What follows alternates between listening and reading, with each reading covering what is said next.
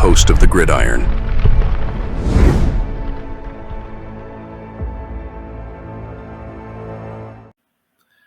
So we got Eluemunor's out, and then Tomon Fox, they did elevate him. Obviously, which will wind up helping because obviously Azeez is on the injury reserve, so they need an additional edge rusher in there. So they're bringing in Tomon Fox to go on to the 53. But the Cowboys got some injury issues of themselves, though. They Zach Martin's out, Ferguson, their tight ends out. So they just put a couple of guys, not real upper echelon guys, but on injured reserve this week as well too. It's something happens to Locke. Oh yeah, I'm saying, we're gonna run Boyle out there. Okay, oh my God, it could be horrible. When something happens to Locke, we run Boyle out there, and we don't have either one of our starting tackles, right? Because Eluemunor's out and Andrew Thomas is out, so we got backup tackles in there. We have a third or fourth string quarterback in there.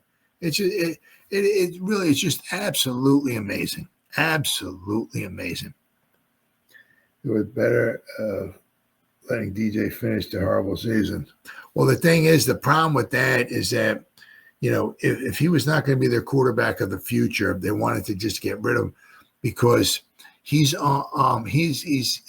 has a injury guarantee. So if he gets injured this season and he can't pass I don't know what the date is. I should know, but I don't. There's a certain date next season. It's before the beginning of the season. I don't know if it's like before training camp or exactly what it is, but if he gets injured, right, and he can't pass a physical, they owe him $23 million. So they're trying to, side on or err on the side of caution, right? And if he's not going to be the quarterback in the future, they just benched him, and then he wanted to be released, so they released him. So now that that injury guarantee, they don't have to worry about it because if they had to pay him $23 million in injury guarantee, that'd take a huge chunk out of any salary cap money the Giants have. You're paying somebody $23 million who's not even on the team. It's like, whew. The thing is that they owe him like $22 million, I think, next season, dead cap money, because they released him, right? But if they owed him, I think, another 23, they'd be paying him $45 million, and he's not even on the team. That would be. The Giants would probably have after that maybe $30 million or something in salary cap money. If they had to pay him that,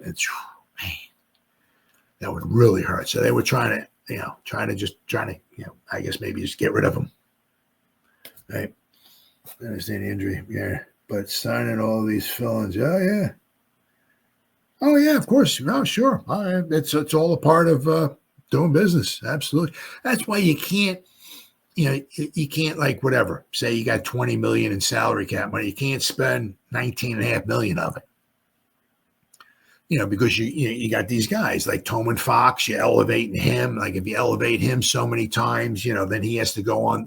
Then you got to start paying him, salary. It's you're bringing these guys in, it costs money. It's all just, it's part of operating a football team. You know what I mean? So so that's why you don't want to spend all that money. If you have, as I said, if you have $20 million in salary cap, we can spend $19.5 million of it. You'd really be hurting yourself. So it's just all part of doing business. If something happens to Locke, or say something happens to DeVito, and it just, I don't know, whatever. Say something, they find a broken bone in there or something, and he's going to be out maybe the rest of the season, right? Because you break a bone, you're gone for the rest of the season because we're heading toward the end of the season. The Giants have to bring another quarterback in. Once again, it's all part of doing business. It is what it is, but it's a shame. But let's see. Where are we at here? Where are we at here? The Giants signed Tomon Fox to the 53-man roster. So he was added to the Giants roster to provide depth at outside linebacker after Azeez Ojulari landed on the IR. Let's see. The Giants have signed outside linebacker Tomon Fox to the 53-man roster. They have placed defensive lineman Armon Watts on injury reserved. Fox will give the Giants depth at outside linebacker. The Giants have used up their 3 allotted practice squad elevations for Fox, which is why he's being signed instead of being elevated. So he's being signed. He's not elevated, so he's being signed to the roster. Fox has appeared in 5 games this season, has recorded 7 tackles and 1 sack. Watts suffered a shoulder injury in last week's game against the Bucs. He had been playing well in reserve role and after being promoted from the practice squad to the 53-man roster. His promotion meant reduced snaps for Jordan Riley, who's been a healthy scratch in 3 games so far this season and limited snap count-wise in the other one. So doesn't look like Jordan Riley's panning out too well. Giants have also elevated tackle Joshua Miles and cornerback Greg Stroman from the practice squad for this week's game. Miles will serve as depth due to Eluemunor having been declared out. And Stroman will also serve as depth in the event that Deonte Banks, listed as questionable on the team's injury report, is unable to play. So, but is that it? No. Had it here somewhere. Oh, there we go. All right, so. I mean, the Cowboys had a lot of guys, a ton of freaking guys on the I thought we had money. We are in New York. So much for the just. Yeah, no. Nah. No, we have a few million this season, left.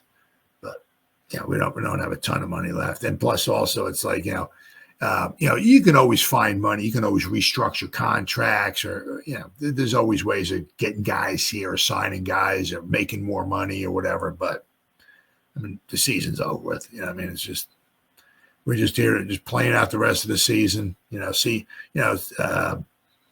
hopefully we don't get blown out in all these games. But I mean, they said the Giants with Eluemunor, he's out. Evan Neal with his hip. He was limited participation in practice, but his game time status, he doesn't have one, so it doesn't say he's questionable. So it looks like Evan Neal will be playing. Azeez Ojulari is placed on the injury reserve, so his season's over. Armon Watts, he got on the injury reserves. His season's over. Deonte Banks is questionable with a rib. DJ Davidson with a shoulder. Looks like he's good to go. Theo Johnson with his back. He's good to go. Dexter Lawrence with a knee. He's good to go. Micah McFadden has a thumb and a heel. He's good to go. Tyler Nubin with his back. He's good to go. And Tommy DeVito with his right forearm is questionable and really kind of looks like right now like he's really doubtful to be playing. So looks like Drew Lock is going to be the man in there, and it doesn't look like DeVito will probably even be suiting up for this game. But the Cowboys, I mean, they have a bunch of guys listed here. But a lot of them are playing. They got Deron Bland, their cornerback with a foot. Looks like he's good to go. Brandon Cooks, he's got a knee, their wide receiver. He's good to go. Trevon Diggs, their cornerback, he's questionable. He has a groin and a knee. Chuma Idoga, looks like their tackle. He has a issue with a toe, but it looks like he's good to go. Jake Ferguson with a concussion, their tight end, he's out. Tyler Guyton, the tackle, he has a shoulder, but he looks like he's good to go. Eric Kendricks, their linebacker, is questionable. He has a groin and a shoulder. Marshawn Nealand, the defensive end, he's doubtful with a knee. ABCD Lamb, he's good to go. He has his back and a foot issue. Jordan Lewis, a cornerback, he has a neck issue, but he's good to go. Hunter Lupke, fullback, he has a calf issue, but it looks like he's good to go. Zach Martin, the future Hall of Fame guard, he's out. He has an ankle and a shoulder. He's out. Asim Richards, a tackle, he's out. They placed him on injury reserve. He has an ankle. Cooper Rush with a knee. He doesn't have a game time status, so it looks like he's going to be good to go. But I mean, he's got a knee. Something happens, he takes a sack, he twists the knee the wrong way or whatever. Now we got an issue. Now we got Trey Lance coming in there, right? Tyler Smith, the guard, he has an ankle and a knee, but looks like he's good to go. Nick Vigil, their linebacker, is questionable. He has a foot.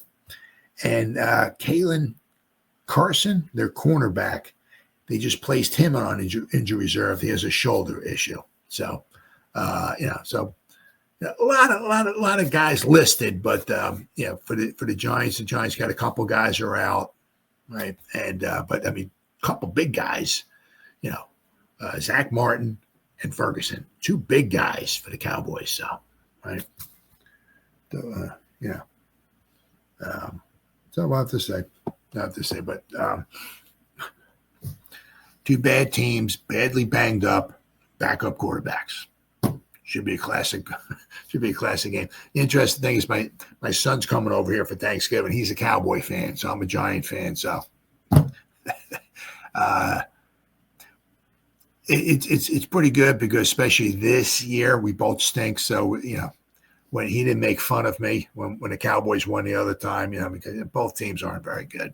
So and actually, I'm of course I'm pulling for a win. I'd like to see the Giants win on Thanksgiving. I'd like to see them beat the Cowboys. That would be fantastic. But if the Giants were to lose, part of me would be happy. Because you win one game and the Giants go from first or second in the draft order to up to 6, 7, 8 or something like whatever, So this game is probably pretty much a no-loss situation. If the Giants win, okay, we beat the Cowboys, right?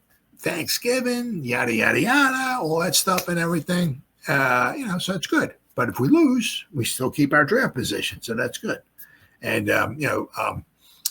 Shane and Brandon Brown and Jesse Armstead, they all went out to Colorado to see Papa Prime and his son. So they're getting an up-depth and close personal look with Shedeur Sanders. So now, I don't know if they're going to go out to Alabama and look at Jalen Milroe.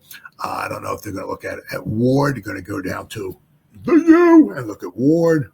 Maybe quite possibly if they're looking at Sanders, I'm sure I'd be shocked if they didn't go down and look at the other quarterbacks as well. But kind of interesting because I don't remember last year Shane just like in the middle of the week popping up at LSU, talking to Brian Kelly, right? And Jaden Daniels is there throwing passes and stuff. I don't remember that. I remember Shane going to the games and watching them, but just popping up in the middle of the week and checking out at a practice in the middle of the week, right, to see one of the quarterbacks. I mean, he's also probably looking at Hunter as well, too. But, more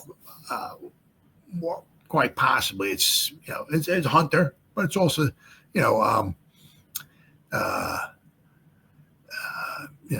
Papa Prime's son. But it'd be interesting to see if Shane pops up anyplace else during the regular season.